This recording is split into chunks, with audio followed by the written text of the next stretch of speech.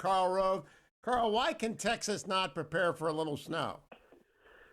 Well, because we get it so rarely. I mean, I can't remember in my many years in Austin that we had 8 inches in one day. So our power plants are not winterized properly, and in part that's a regulatory issue. In part that's just a desire to avoid unnecessary costs. But we're paying the price with cold. And I'm now on my fourth day without power.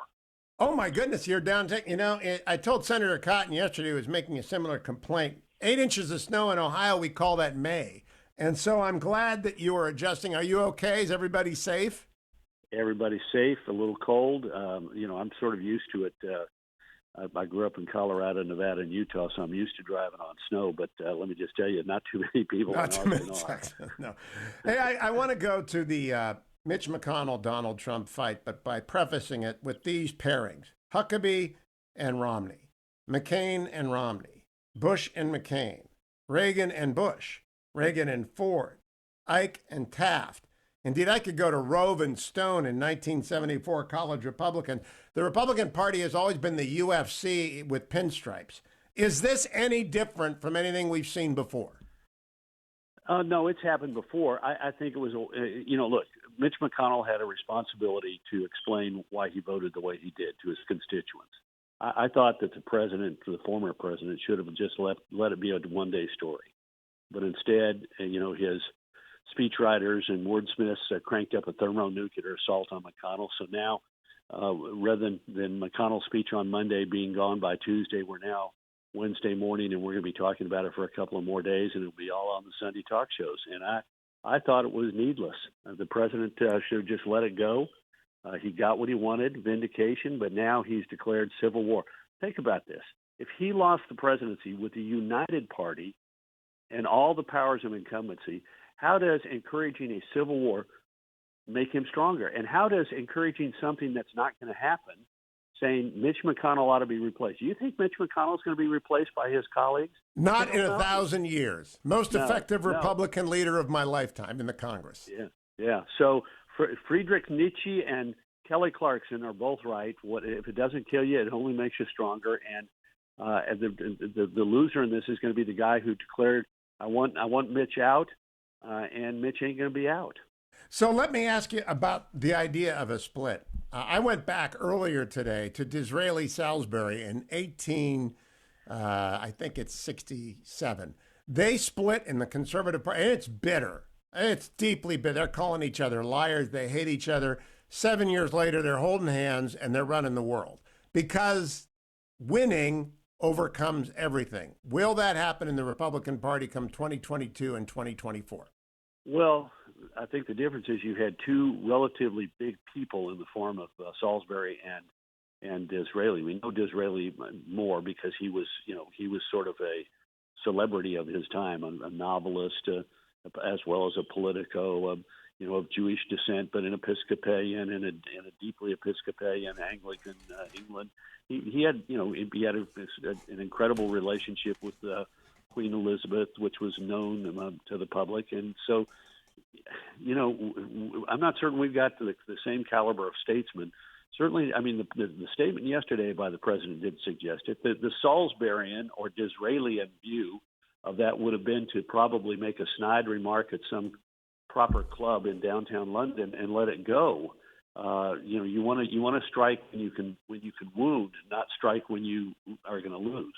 Well, that's very well put. They would have done it in the Commons when Salisbury was in the Commons. But then, I don't know, have you ever read Andrew Roberts? I'm holding it up, Salisbury, Karl Rove. Have you ever read this book? Exactly. I certainly have. It is I'm walking into my library. It was one of my first exposures to Andrew Roberts, who's now become a close personal friend of mine. He's a wonderful human being. He was on last week. He's working on a George III book right now, and he's going to follow it up with Disraeli. And I don't think you can improve upon Blake's Disraeli, except perhaps make it more accessible to Americans. But that period of intra-conservative party fighting, from Robert Peel through the reunion of Salisbury and Disraeli, is what we're in right now. I just hope it doesn't take 40 years. Well, I have a slight dissent. We're in something like it. But those were about big things. Those were about big issues, a different view of of vital pieces of public policy. And a vital, there was a disagreement about the direction of the nature of the Conservative Party of Britain, but it was based around big ideas. And look, I understand we've got slogans: "Make America Great Again," "America First." But let's be honest. Our former president is not a tutored conservative. That is to say, he's not been brought up by thinking about these big policy ideas. He basically adapted. His great successes were traditional conservative ideas. Well, I'm going to have to file a separate dissent here, Karl. If you go back and read Salisbury, you'll see that Salisbury did not disagree. He did disagree on reform with Disraeli, but his antipathy for him was deeply personal. He loathed him because he believed he was without honor and a liar. That's why Salisbury loathed Disraeli. He got over it. Yeah, well, I get that, but they also then found common cause in an agenda that allowed them to propel Britain forward in the last half of the 19th century. I'm not certain that I see Trump being capable of President Trump rising to that level of acuity. I don't know. We'll see. Now, talk to me a little bit about. I've been saying shorthand, switching metaphors, that Tom Cotton, Ron DeSantis, and Mike Pompeo are the Lincoln. Pompeo is the Grant, and DeSantis is the Sheridan Sherman of the Republican Party. They're the three fusion Republicans right now. Am I leaving anybody off of the fusion list? Well, it's early. We'll see. The successful 2024 aspirants are going to be fusionists and people who are able to do three things simultaneously. Make certain that we keep that working class, blue collar element of our party that's been growing for the last 25 to 30 years.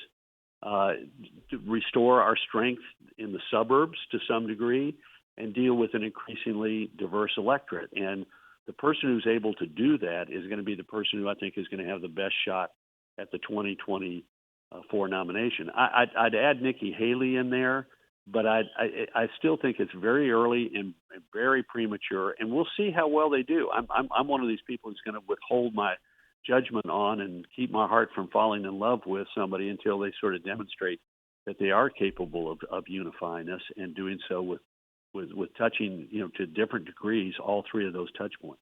Absolutely. I'm going to Switzerland because I want to do the debates when the Republicans line up in 24, and I'm not going to commit to anybody.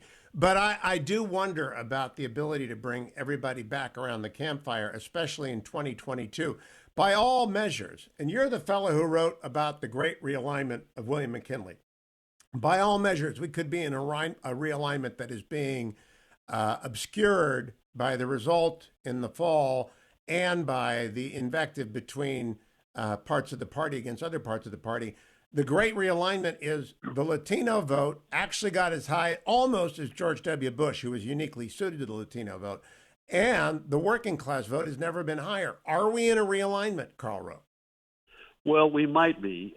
You're right. We saw higher percentages in all likelihood among working class blue collar Americans in the starting in 1896 running through the late 1920s. But there's a very interesting study out by two Johns Hopkins professors who say, let's not think that the problems with the blue collar working class people that they have with the Democratic Party is ended by the defeat of Donald Trump. In essence, they're saying this problem has been growing for a long period of time. Trump is the beneficiary, not the originator, and his disappearance from the scene, therefore, is not going to necessarily mean this problem goes away for the Democrats, because these are value-driven, voters. They think the Democratic Party is out of sync with them, and guess what? I think that's absolutely right. You got some blue collar family in Ohio who's sitting there saying, we go to mass, we stand for the pledge, we put our hand over our heart, we think cops are trying to do the best thing they can to protect us, and we believe in work, and now we got a bunch of snotty-nosed elitists from academia and Hollywood looking down their nose at us from either coast, and we don't think that party that they embraces us. So academia, Karl, not just academia, media, and that's my last question. Yeah. I have said to people the best media analyst is that analyst who is a partisan but who can accurately and objectively state with fair detail the position of the other side. Are any of those people left? Very few. I read the New York Times out of professional necessity, and I'm just astonished at how often you get editorial comment in not in one or two paragraphs, but in virtually every paragraph. And no, and they're few and far between, and becoming fewer and fewer as they retire. And I was listening to one former Timesman yesterday who was talking about the kind of journalists that you brought up, and he was talking about them in the past tense, as if that all his associates from the New York Times whom he felt represented that kind of journalism were now gone or going shortly.